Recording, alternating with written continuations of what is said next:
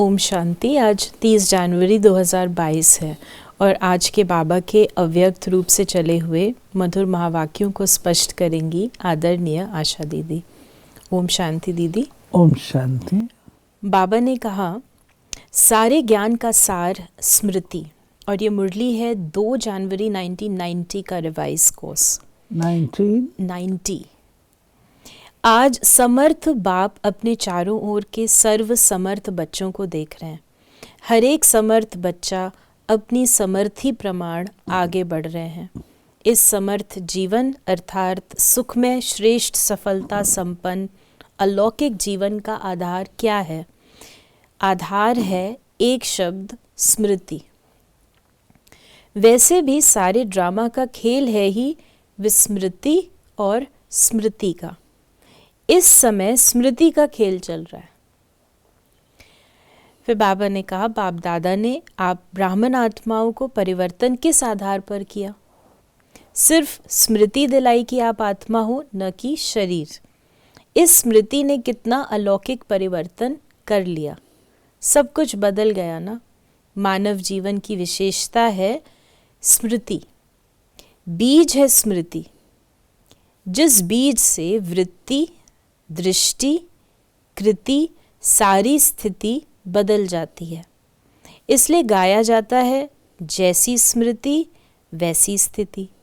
बाप ने फाउंडेशन स्मृति को ही परिवर्तन किया। ये बाबा ने हम बच्चों को हमारी जो स्मृति है वो कितनी पावरफुल है, कितनी इफ़ेक्टिव है, कितना उसका प्रभाव है, कितनी प्रभावशाली है, वो बाबा ने वर्णन करके बताया। जैसी स्मृति वैसी समर्थी। और स्मृति बाबा ने कहा क्यों? क्योंकि वो बीज है। जैसे बीज अगर पावरफुल है तो उससे निकलने वाले सारा जो प्लांट है वो भी पावरफुल होगा।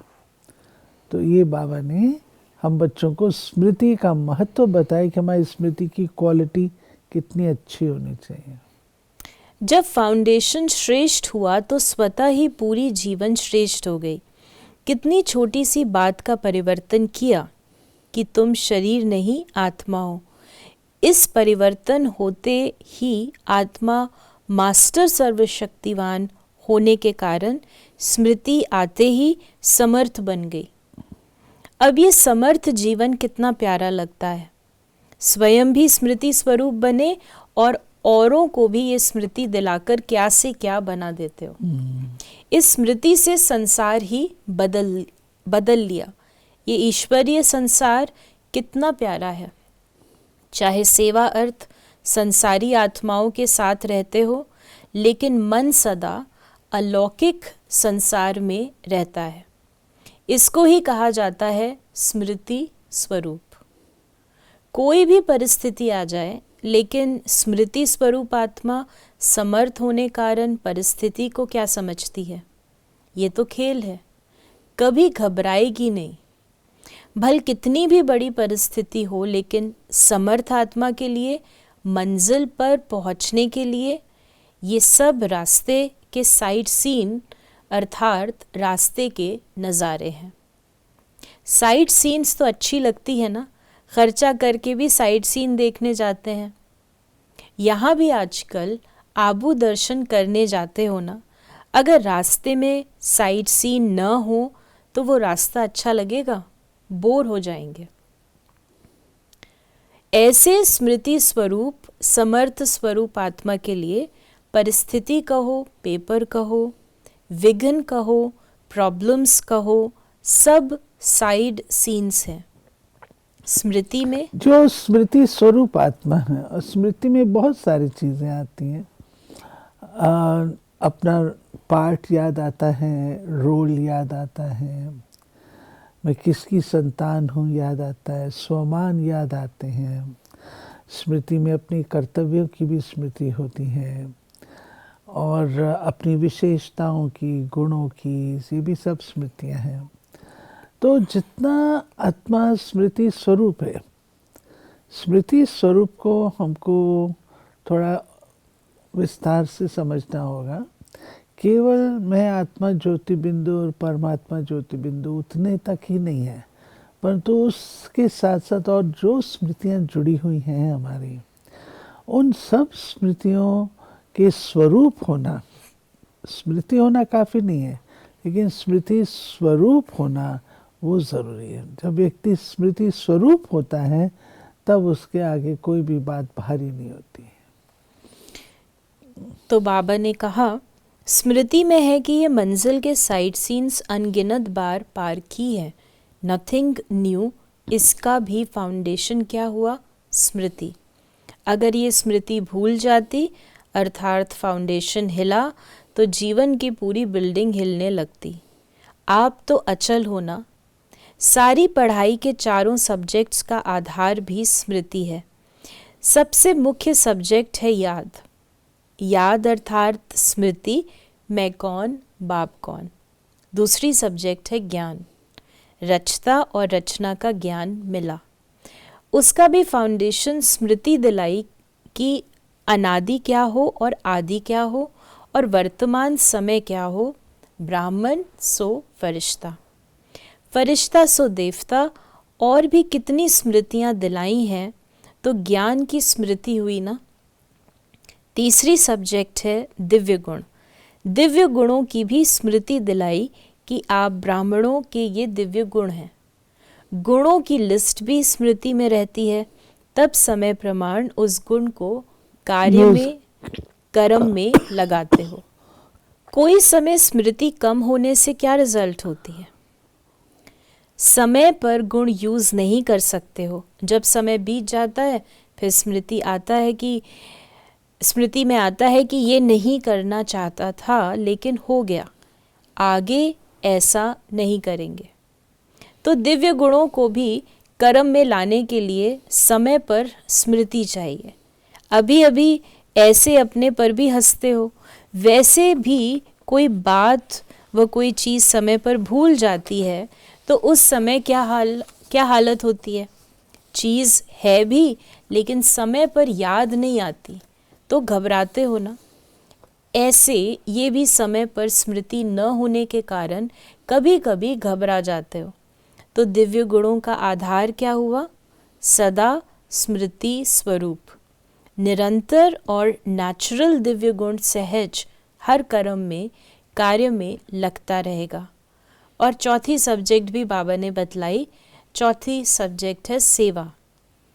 इसमें भी अगर स्मृति स्वरूप नहीं बनते कि मैं विश्व कल्याणकारी आत्मा निमित्त हूँ, तो सेवा में सफलता नहीं पा सकते। सेवा द्वारा किसी आत्मा को स्मृति स्वरूप नहीं बना सकते। साथ साथ सेवा है ही स्वयं की और बाप की स्मृति दिलाना। बाप की स्मृति दिलाना, स्वयं की और बाप की स्मृति दिलाना। जो बाबा ने टाइटल बताया विश्व कल्याणकारी, तो विश्व कल्याणकारी माना एक तो सर्व के प्रति हो और दूसरा विश्व कल्याणकारी पिता के साथ उनका संबंध भी जोड़े, उनकी स्मृति दिलाए, ये कार्य। तो चार ही सब्जेक्ट का फाउंडेशन स्मृति हुआ ना।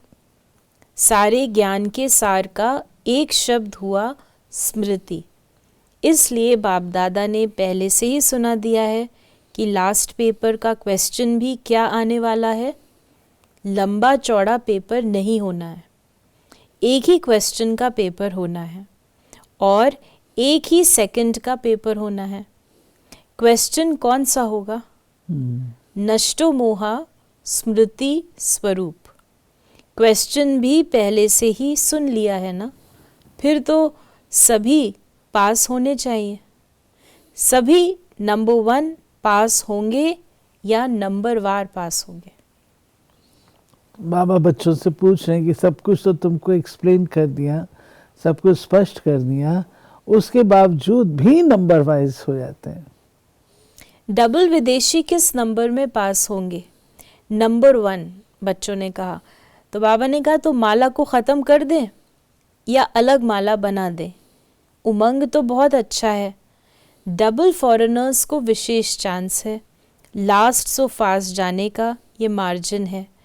अलग माला बनाएं तो जो पिकनिक के स्थान बनेंगे वहाँ जाना पड़ेगा। ये पसंद हो तो अलग माला बनाए।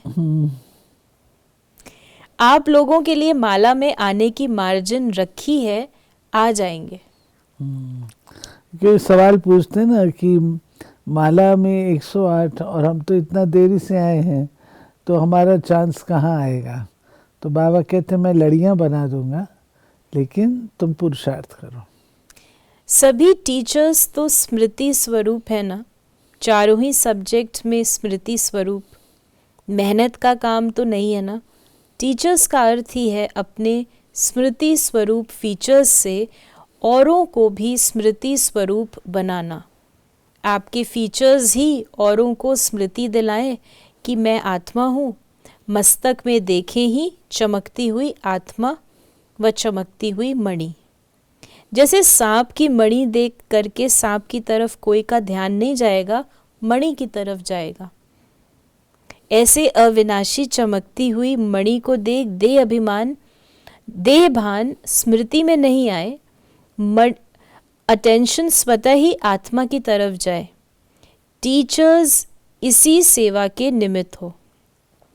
विस्मृति वालों को स्मृति दिलाना यही सेवा है। समर्थ तो हो या कभी कभी घबराती हो। अगर टीचर्स घबरा जाएंगी तो स्टूडेंट क्या होंगे। टीचर्स अर्थात सदा नेचुरल, निरंतर स्मृति स्वरूप, सो समर्थ स्वरूप। जैसे ब्रह्मा बाप फ्रंट में रहा तो टीचर्स भी आगे होना, निमित्त माना आगे। जैसे सेवा प्रति समर्पण होने में हिम्मत रखी, समर्थ बनी, तो ये स्मृति क्या है। ये तो त्याग का भाग्य है। त्याग कर लिया, अभी भाग्य की क्या बड़ी बात है। त्याग तो किया, लेकिन त्याग नहीं है, क्योंकि प्राप्ति बहुत ज्यादा है। बाबा टीचर्स को उनका भाग्य बता रहे हैं। त्याग क्या किया आपने। त्याग नहीं, तो ये भाग्य है आपका। और इससे पहले जो बाबा ने बात कही, तो बाबा ने जो कहा कि सांप को देखते हैं तो सिर्फ मणि दिखाई देती वो है। बाबा ने इशारा दिया कि अपने आप को हमको किस स्मृति में रखना है। मणि की स्मृति में, आत्म स्मृति में रखना है। जैसे सांप को देखें तो मणि दिखाई देती है, ऐसे शरीर को देखते हुए भी आत्मा ही दिखाई दे। ये अभ्यास करना। फिर बाबा आज बता रहे कि त्याग तो किया नहीं, मतलब त्याग क्या किया, प्राप्ति बहुत ज्यादा है। फिर बाबा बता रहे त्याग क्या किया।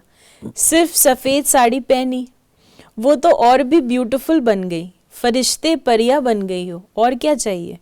बाकी खाना पीना छोड़ा, वो तो आजकल डॉक्टर्स भी कहते हैं ज़्यादा नहीं खाओ, कम खाओ, सादा खाओ। आजकल तो डॉक्टर्स भी खाने नहीं देते। बाकी क्या छोड़ा। गहना पहनना छोड़ा, आजकल तो गहनों के पीछे चोर लगते हैं। अच्छा किया जो छोड़ दिया, समझदारी का काम किया, इसलिए त्याग का पदम गुणा भाग्य मिल गया। बाबा बताते हैं बहनों को। फिर बाबा ने कहा, विदेशी बच्चों से बाबा मिल रहे हैं, कि बाबा ने एथेंस वालों से भी बाबा मिले और दिल्ली जोन से भी बाबा मिले हैं। आज बाबा ने हम बच्चों को वरदान दिया, पुरुषार्थ की यथार्थ विधि द्वारा सदा आगे बढ़ने वाले सर्व सिद्धि स्वरूप भव। पुरुषार्थ की यथार्थ विधि है, अनेक मेरे को परिवर्तन कर एक मेरा बाबा। इस स्मृति में रहना, और कुछ भी भूल जाए लेकिन ये बात कभी नहीं भूले कि मेरा बाबा। मेरे को याद नहीं करना पड़ता, उसकी याद स्वतः आती है। मेरा बाबा दिल से कहते हो तो योग शक्तिशाली हो जाता है। तो इस सहज विधि से सदा आगे बढ़ते हुए सिद्धि स्वरूप बनो। और स्लोगन है, मायाजीत बनना है तो स्नेह के साथ साथ ज्ञान का भी फाउंडेशन मजबूत करो। स्नेही स्वरूप बनना है तो मायाजीत बनना है तो स्नेह के साथ साथ ज्ञान का भी फाउंडेशन मजबूत करो। क्योंकि स्नेह काफ़ी नहीं होता, स्नेह सॉफ्ट, लेकिन ज्ञान जो है वो स्ट्रांग बनाता है। इससे दोनों का ही बैलेंस चाहिए। तो ये थे बाबा के आज के महावाक्य। यदि आपके मन में कोई भी प्रश्न है तो उसे ज़रूर व्हाट्सएप या मैसेज करें और हम आपके प्रश्नों का उत्तर प्रश्नोत्तरी कार्यक्रम में लेने का प्रयास अवश्य करेंगे। ओम शांति।